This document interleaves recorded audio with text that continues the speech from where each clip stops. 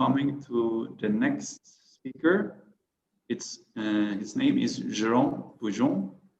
He's from France, and he is a researcher, inventor, and KRI certified teacher of Kundalini Yoga, and a renowned expert in sacred geometry. Welcome, Jérôme. Satnam, bonjour. Hi. I speak very well French. Yes, but today it has to be in English. Yes, I'm going to do my best in English. So, thank you to invite me to participate at this conference. I have 45 years of daily spiritual practice. And since 1999, I've dedicated my life to the spirit. I was the president of an association of researchers, and therapists, and inventor for 15 years. And I am a Kundalini Yoga teacher, multi-therapist, inventor, and expert in sacred geometry. But before starting, I would like to thank dear Sun Yogi and dear Dr. Kartikeyan for your commitment and service to life and light, and the UPC organizing team thank you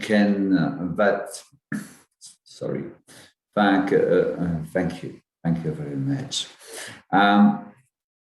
So the subject is the human impact on Mother Earth, and I want to add, what can we do for a better world?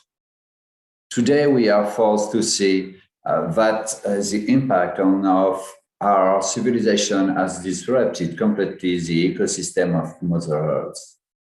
Let's be clear, the icebergs have been melting and this phenomenon is irreversible. Overconsumption, depletions of resources, pollutions, and the unsustainable model of economy based on continuous growth is our sad reality. The external technology to correct the negative human impact are there, but the general lack of awareness and especially the application of profit lead us to a disaster. Today, the COVID-19 pandemic hides the emergency of global warming. Scientifically, it is possible to predict how life will be on Earth in 10, 30, or 50 years. Do you know why the elite doesn't talk about it? To avoid a massive panic and a revolution in which they would lose their control. The truth is that without changing fundamentally and quickly our civilizations, the Earth in 50 years will be in a climatic runaway. And the ocean will rise by 20 or 30 meters or more. There will be 25% less territory and 1 million species less.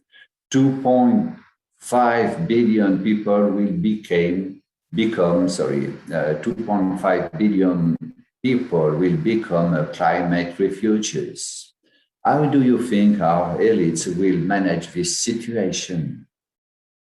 I'm saying that to shock you and wake you up, to make you aware that in order to change the trajectory of our human impact on Mother Earth, recycling our waste and reducing our carbon footprint won't be enough at all. I think it is clear and essential that we must take our power back. We must develop our inner power, our inner authority to learn to express ourselves with gentleness and compassion, but with also determination. According to the sacred text of many religions, we are the king and queens of creations. We have a responsibility to protect life and nature. We have this responsibility for our children. our action must be very powerful. It's not only that we need to slow down the harmful human impact, we also need to balance and rebuild the valuable ecosystem. For this, we need a total change of consciousness and actions. By moving away from nature in favor of profit and external technology, humans have moved away from their true spiritual nature and from their essential function of a benevolent king in charge of protecting and preserving life. We are only one home. This is Mother Earth. The return to the self, to the light that we are, to our spirituality embodied in our daily action will bring back the sacredness and reverence for all life. With humility, simplicity, benevolence, and compassion as a system of primordial values of society. So, what tools do we have left today? The first tool is our ability to choose, to be able to say no to all that doesn't support life. And the second tool is the strength of our commitment to develop a civilization that places Mother Earth and the sacredness at the center. So we need to adopt a yogic, holy, and respectful lifestyle.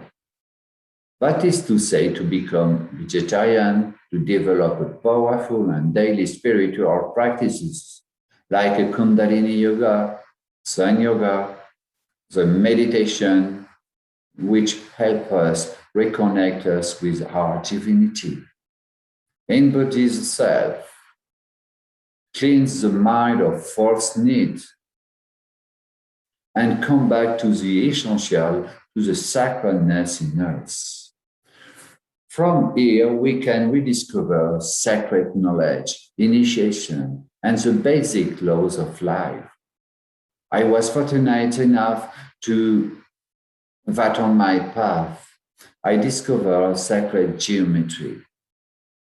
Do you know how divine you are in your morphology and how divine nature is? Creation holds many mathematical keys. One of them is the golden number. Yesterday, Dan Winter talked about it. This is phi, 1.618, the divine proportion. All universe exists and expands according to and through the golden number. The golden number is a common denominator of the harmony of universe. Let me show you a video to recognize the beauty of sacred mathematics. Could you put thank you.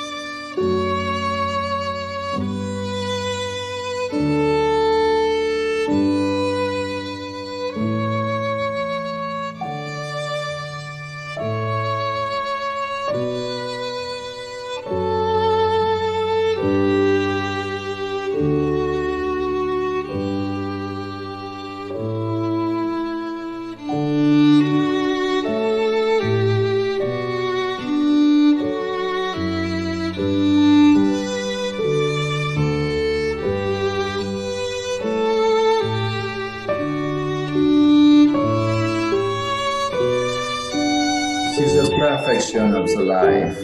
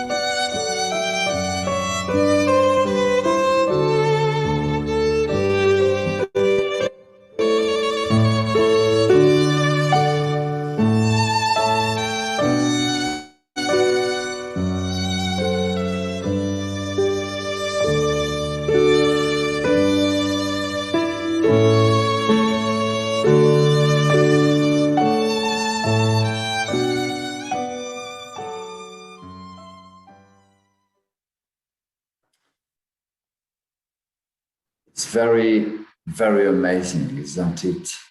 So beautiful from the microcosm to the macrocosm. Very. By practicing daily and straightening my bodies, I had several mystical experiences. In 2004, I lived a major mystical experience during which I merged with the structure of the collective consciousness of light, of our humanity, with the crystalline diamond grid that really exists around the earth. It took me 15 years to research and work in sacred geometry to draw this grid and present it in the invention that I call the diamond pearls. The diamond pearls won 4 medals at the 2019 Geneva International Exhibition of Invention, and including the silver medal from the jury, who recognized the diamond pearls as a peace activator for the elevation of consciousness. The diamond grid, could you change the visual, please? Yeah, thank you. The diamond grid that surrounds the earth is a representation of the structure of the collective consciousness of humanity of light, the highest level of evolution that the humans can achieve. This grid is the most developed form of the sacred geometry. It contains 915 times the golden number in the first degree. In comparison, the pyramid of Cheops in Egypt contains only 15 times the golden number at the first degrees. Diamond pearls works by resonance effect. It purifies the negativity in us, protects us, and activates our true nature, potential, and pure force. Where we place the diamond pearls, it radiates perfection, peace, and harmony, and this purifies our bodies, mind, and soul, our homes, and restores the original harmony. It is an outer technology helping us to reconnect to our true self, to our inner being, and to be in a divine alignment. The diamond pearls helps rise individual and collective human consciousness. People become more aware, and their word, thought, action, and their negative and positive impact on Mother Earth. The diamond pearl is totally self-sufficient. Its technology is in the structure of the grid. The more than they are on the earth, the more the collective consciousness of our humanity can rise and become free. You will find many testimonials, videos, and conferences on the website diamondlight.eu, diamondlight.eu, or on my YouTube channel. This invention is one of my greatest actions, active contributions to humanity, which helps correcting the trajectory of our civilizations.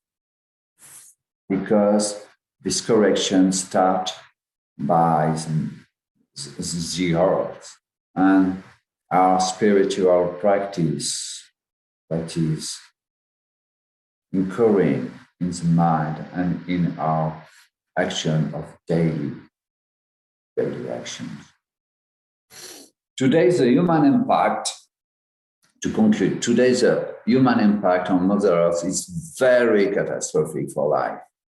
It is our responsibility to make a commitment to change our habits for our children, for Mother Earth, and for humanity. It is high time to take back our power and develop sovereignty by putting our choices into actions. We must be strong and united enough to say no to the egoistical nonsense of those who want to decide our future. It takes great commitment and courage. This is possible on the condition that we return to the basic, to our true self, to a spirituality that embodies the sacredness in our visions and actions.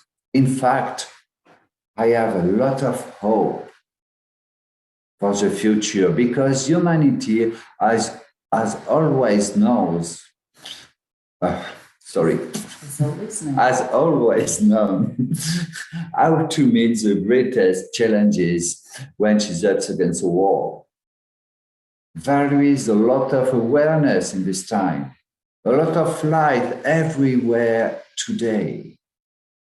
I end with a quote from Mark Twain I'd like very much. They didn't know it is impossible, so they did it.